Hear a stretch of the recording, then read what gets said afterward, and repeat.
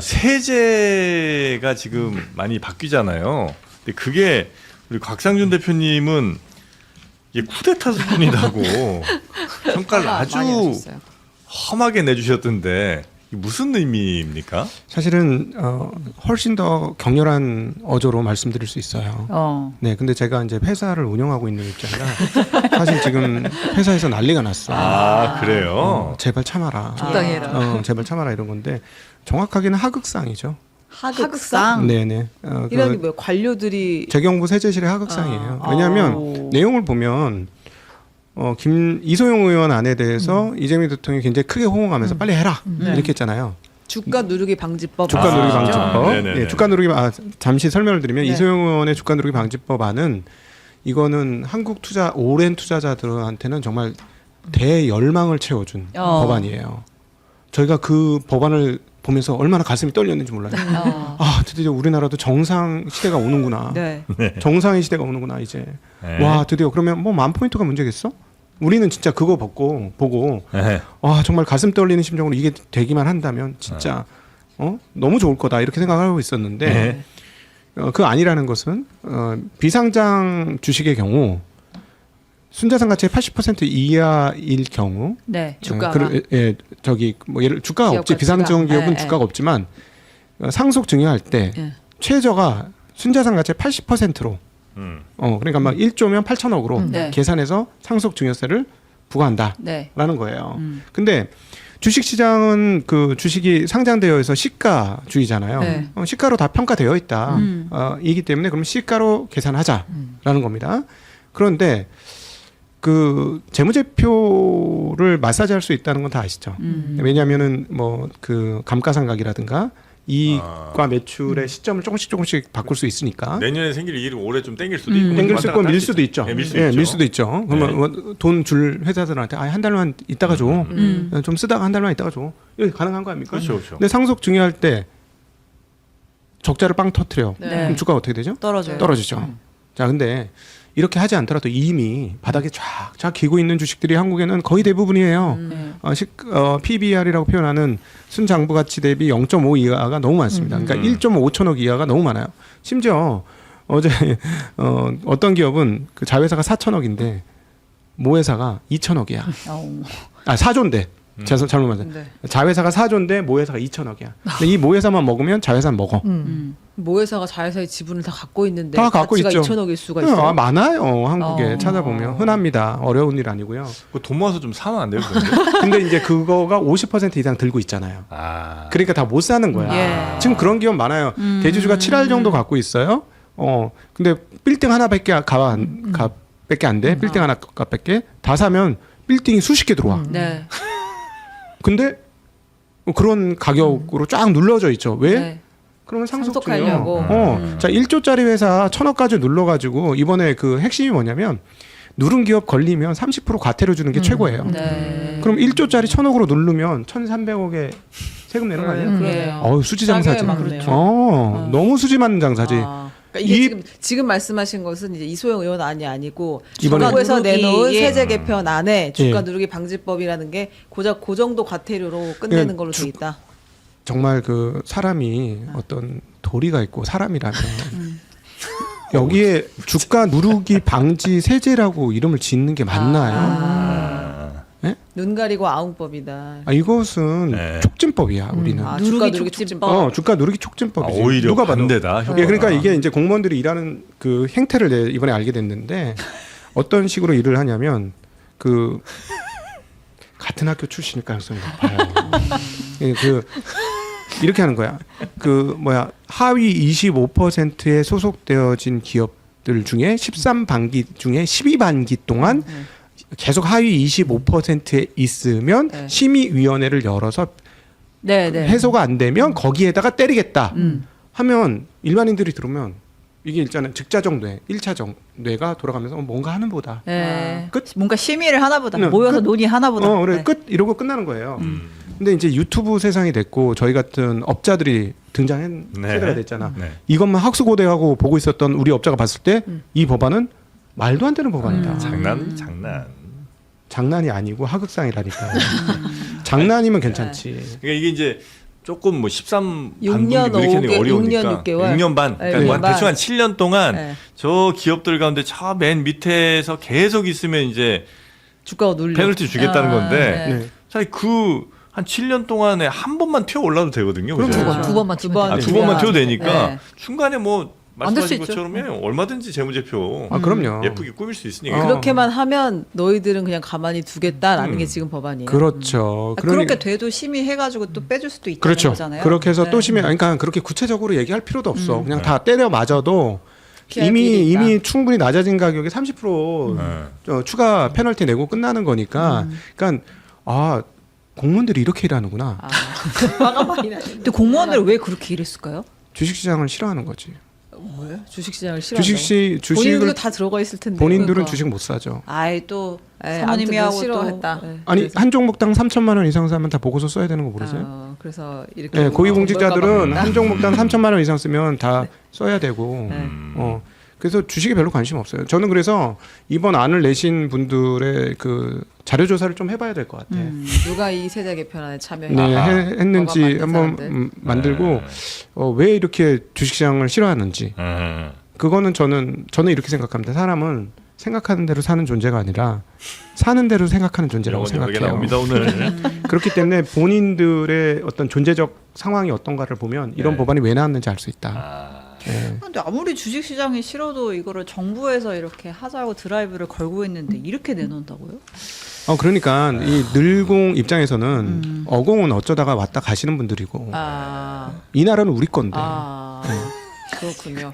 이게 아마 기업의 많은 분노가 기업들의 아마 저 소원 같은 것도 있었을 거예요. 네. 계속해서 네. 야 이렇게 하면 우리 다 그렇겠죠. 되는구나. 네, 저도 이제 그 이 작은 가능성이 기업 높다. 꼴라 하나 이거 네. 하고 있는데 진짜 어려워서 이런데 자꾸 이렇게 우리한테 네. 규제를 주면 이거 기업 운영하겠습니까? 이제 죽는 소리 이렇게 또 하고 이야기했겠죠. 그러면 또 공무원 입장에서는 아 그런가? 이제 여기에 대한 이제 말씀하신 건 진짜 뭐 지대한 관심이 있질 않으니까 아 그럴 수도 있겠네. 그럼 뭐 저 밑에서 자꾸 누르는 사람들만 잘 잡아내면 이제 이 기업인들이 안 그러겠지. 요런 생각으로 아마 요 정도 만든 거 아닌가. 아니 안 그래도 이거에 답변할 때 기업들의 무슨 의지를 꺾고 기업들이 굉장히 어렵게 되는 것들을 방지하기 위해서 네. 뭐 이런 그래서 얘기를 했었어요. 네. 네. 그리고 그러면 이렇게 되면 어떻게 되느냐? 정부에서는 무엇까지 생각해-봐야 되느냐? 고위공직자들이 향후에 어디로 갈 것인가까지 고민을 해봐야 된다는 거예요. 이 기업들의 이제 공직자 그만두고. 사회 이사, 네, 공직자 그만두고 할 어디까지 갈 것이다. 거냐? 왜냐하면 결국은 누가 나의 인생을 보장해 줄 건데. 맞아. 옛날 같았으면 고위공직자들은 어디 가서 한 6년, 8년 근무할 수 있었단 말이에요. 네. 그러면 애들 아직 학교 다녀도 다 보낼 수 있고 내 여생이 네. 문제가 없단 말이죠. 예. 근데 지금 요즘은 그런 세상이 아니니까 누가 나를 좀 보존해 줘야 되는데 공무원 연금 받아갖고는 도저히 생활이 안 될 것 같으니 이거 되겠어? 미리 발 걸쳐 놓는 거예요. 예, 그게 훨씬 더 보험이죠. 훨씬 안전한 보험이에요. 뭐 그럴 수 있겠네요. 네. 예. 요즘 이제 기업들에서도 뭐 대관 업무 같은 거 이제 할 때 그런 고위공직자들 뭐 이렇게 필요로 하는 회사들도 있기도 하고 아니면 뭐 보훈하는 차원에서 또 데려갈 수도 있는 거니까 그 돈이 훨씬 싸게 먹히니까 그죠. 이미 지금 저희 회사에서 문자가 막 날라오고 아, 있습니다. 그래요? 뭐 말 조심하라. 덮어주세요. 여기까지만 하시라. 저는 이런 거 볼 때마다 제일 열받는 건 늘 그거예요. 어쨌든 기준 자체도 지금 잘못됐다는 지적을 하셨는데 네. 뭐 저는 막 이렇게 숫자 이런 것까지 잘 모르지만 딱 봐도 굉장히 많이 풀어졌다는 건 알겠어요. 근데 이거에 충족되지 않더라도 네. 지금 맨날 무슨 평가 심의위원회 열어가지고 예를 들어서 이거 우리가 일부러 누른 게 아니라 대외 여건이 안 좋아서 요번만 이런 거에 이렇게 읍소하면 여지가 있다는 거 아니에요. 그리고 이제 이런 공무원들이 것좀 안 했으면 대표님 책임질 일이 없는 거죠. 마른 그렇게 장작이 되면. 지금 자 고란 기자님 아유, 좀 뭐. 도와주십시오. 예. 아니 실제로 보자면 네. 아까 이 정부 안에 따르면 네.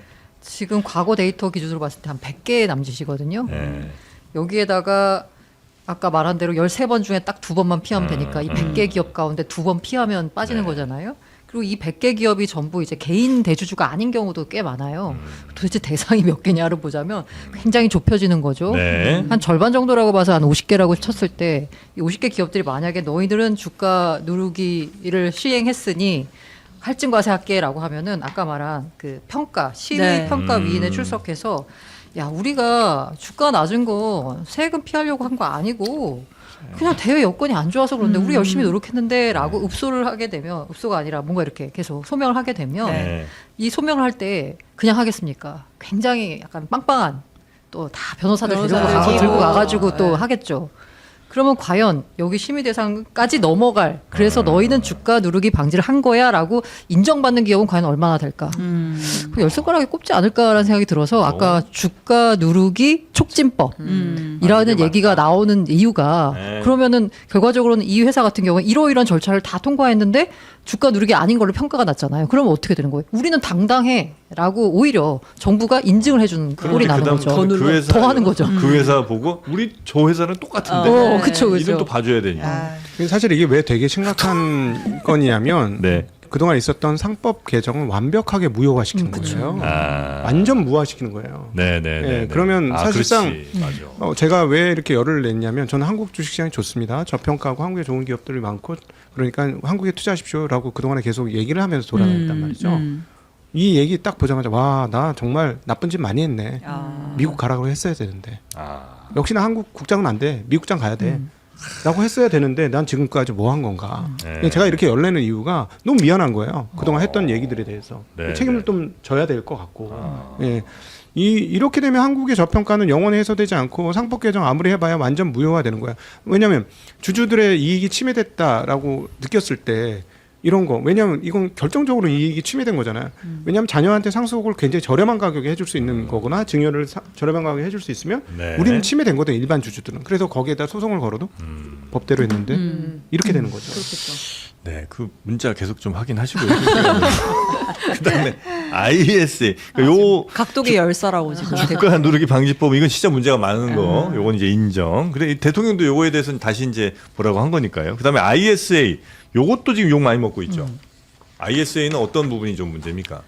ISA 지금 하나의 계좌로 뭐 예. 주식도 할 수 있고 뭐 다른 거 다 할 수 있는데 거의 이제 세제 혜택을 좀 주는 계좌죠. 합산해서 이제 네. 세금을 매긴다. 그러니까 손해랑 이익을 다 합산하고 나면 진짜 필요한 과세만 할 수 있고 그리고 또 길게 봤을 때 내 그 이익이나 손해를 늘릴 수 있으니까 과세를 좀 덜 할 수 있다. 그러니까 어쨌든 일반 사람들한테는 투자할 수 있는 유일한 방식, 좋은 방식 중에 하나라고 해서 2020년부터 지금 점점 더 좋은 제도로 발전이 되고 있었던 건데. 정부도 굉장히 장려 많이 했고요. 네, 그랬는데 뭐 이제 새로 나온 ISA가 음. 그 혜택을 완전히 없애버리는 ISA고 기존 건 또 점점 없앤다라는 이야기가 나와서 분노를 많이 했었던 거죠. 네. 요거는 어떻게 요거가 모델이 1번이 일본이죠. 모델이에요. 네. 니사라고 NISA가 네. 모델인데 1번 같은 경우는 이걸로 이제 거의 평생 투자할 수 있게 해줘가지고 실제로 그 폭을 굉장히 넓혀놨어요. 네네. 그런데 다 기한을 정해놓은 거죠. 기한을 정해서 딱 끊어놓은 거예요. 우리나라는? 그러니까, 네네. 그래서 주식쟁이 입장에서 보면은 이건 순수하게 주식쟁이 입장이니까 가려서 들으시면 좋을 것 같은데 예를 들어 부동산이 무너지고 이러면은 신생아 보금자리론, 특례 보금자리론 이런 게 막 옵니다. 예전에 주식시장 빠지면 펀드 비과세, 뭐 소득공제 뭐 이런 거 옛날에 있었어요. 2000 몇 네, 년도쯤에는 네. 그런 거 있은 적이 없어요. 그 이후로. 근데 이게 일종의 그 하나 이렇게 나온 건데 네. 이것도 다 제한적이야. 그러면 어떤 생각을 하게 되냐면 우리 같은 주식쟁이들은 법원을 짜는 사람들이 주식시장이 안 되는 걸 원하는구나. 기승전. 네. 그렇게 얘기할 수밖에 아니 없어요. 근데 이거는 주식시장 되게 하려고 하는 거 아니에요? 국장으로 원래 돌아와라라고. 기존의 ISA가 훨씬 더 되는 그렇죠. 얘기였던 아니 거고. 이거는 이 청년 같은 젊은 사람들은 매년 네. 2천만 원 내고 네. 갑자기 돈이 없다가 다시 내려고 하면 더 네. 이상 못 내고 네. 그리고 기한도 그냥 최대한 해봐야 10년으로 끝나는 거잖아요. 네. 그렇죠? 원래 이제 금액도 예를 들어 한꺼번에 뭐 왕창 2억 넣고 응? 한 10년 그러면 뭐 그때 가서 다시 보자 하고 이게 되게 활성화되는 데 도움이 될 수도 있어요. 근데 기존 거는 또 없애면서 신규로 하는 거는 연 2천만 원씩만 넣을 수 있고 그것도 중간에 빼지면 2월이 안 되니까 한꺼번에 넣을 수도 없고 기한도 정해져 있고 아니 그러니까 도대체 뭐가 얼마나 좋아진 거야. 이런 생각이 들죠. 그러니까 네. 생색은 냈으나 주식시장에 근본적으로 좋아지는데 큰 도움이 되느냐에는 상당히 의문인 거죠. 처음에 나왔던 ISA는 충분히 굉장히 좋은 제도였고 그다음에 이거에 또 24년도에 일본은 더 바꿔서 네. 확장을 했거든요. 네, 네. 당연히 새로 나온다고 얘기를 듣고 당연히 일본처럼 확장이 되겠지라고 생각했는데 오히려 다친 거예요. 그러니까 오히려 개편하면서 좀 더 혜택을 주되 대신 국장으로 더 많이 몰릴 수 있는 뭔가를 좀 줬으면 네. 그러면 이제 국장도 좀 더 활성화되고 그렇죠. 해외로 괜히 안 나가도 되는 뭐 이런 일들이 좀 있지 않았을까 하는 생각이 들긴 하는데 네. 이렇게 바꾼 거는 공무원들이 주식시장 싫어한다. 그거 말고는 도저히 답이 안 나옵니다. 별로 좋아하지 않은 것 같아요. 근데 제가 그냥 이렇게 왜 이런 말씀 드리냐면 주식시장에 한 10년 동안 지켜보니까 제 결론이에요.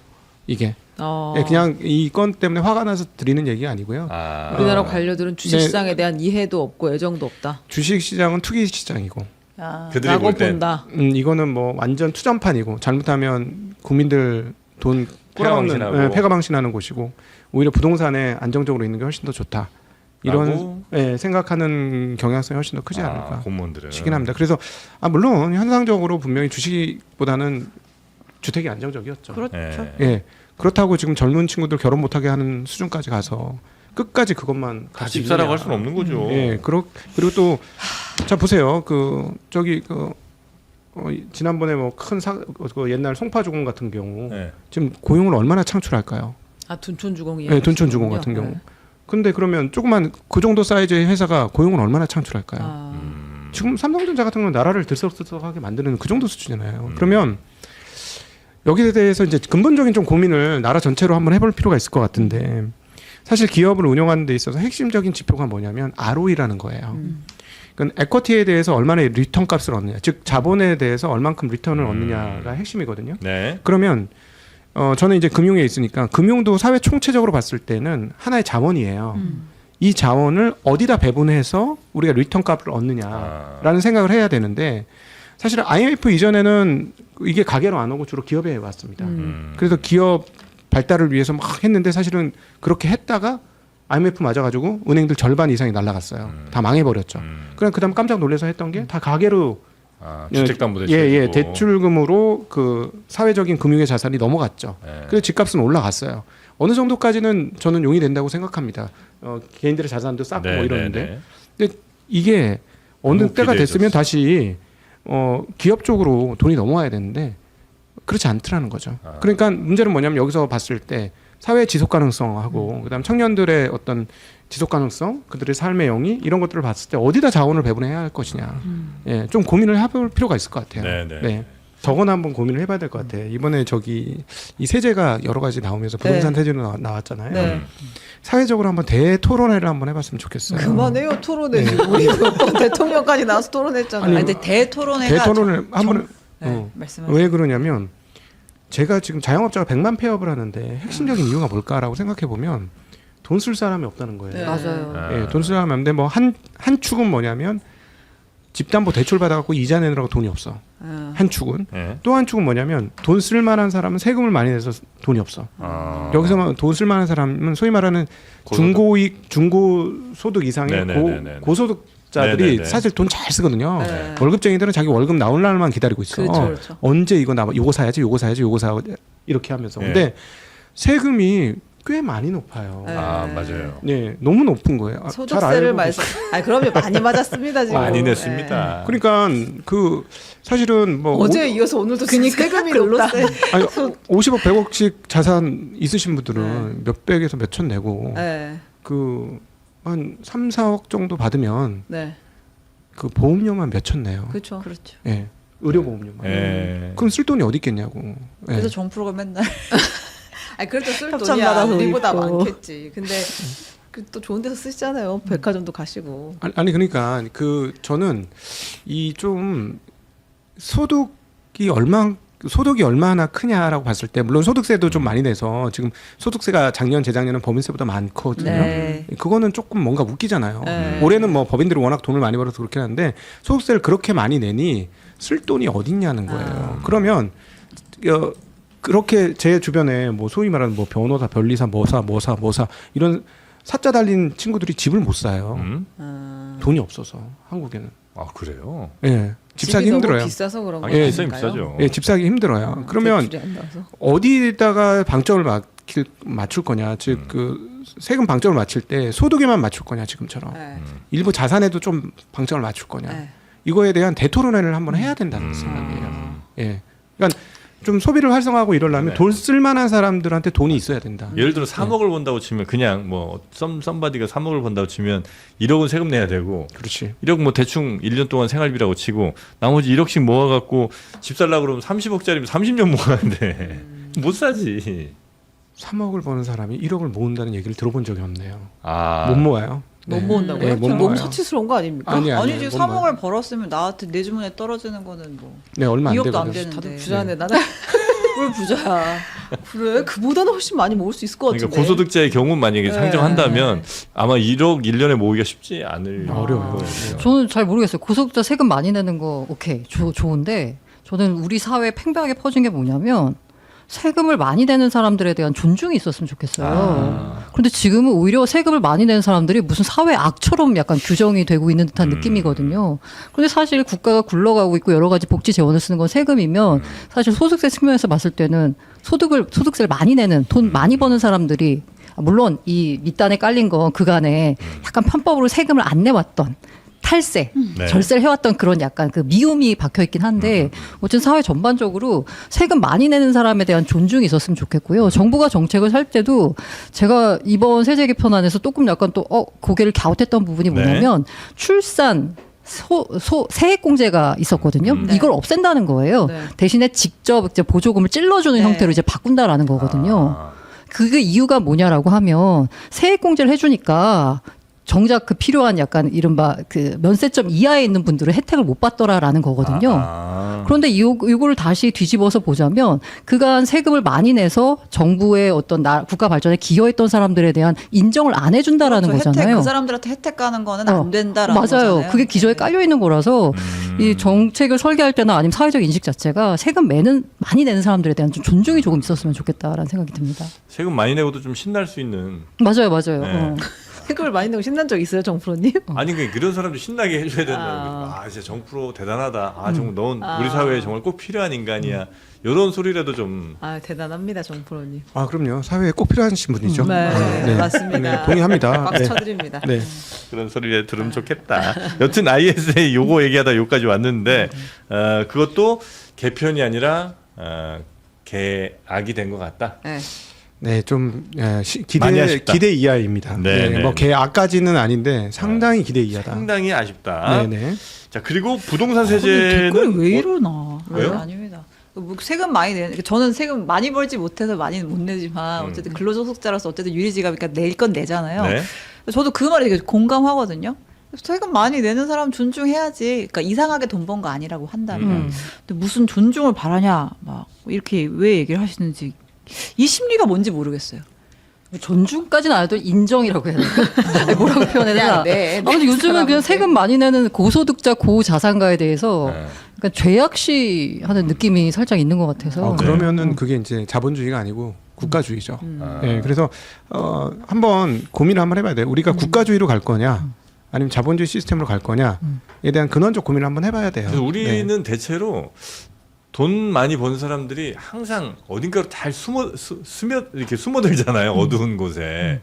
그러니까 이제 돈 많이 벌고 뭐 예를 들어 그냥 자본주의 뭐 미국 같은 경우는 많이 번 거에 대해서 이렇게 그냥 이야기하는 것이 부끄러운 일은 아니고 무슨 팟캐스트든 유튜브 이런 데도 많이 나와서 이제 얘기들 많이 하는데 우리 같은 경우는 대체로 많이 벌면 저 어디 판교나 뭐 분당이나 이런 데 좋은 집 이렇게 들어가고 아니면 뭐 강남이나 한남동 하여튼 최대한 숨을 수 있는 곳으로 들어가고 그다음에 이제 마주친 일을 최대한 적게 하려고 하고 덜 드러내려고 그러고 그런 사람들 그러니까 기업가들 중에도 좀 성공한 사람들이 대체로 그런 경우가 많아요.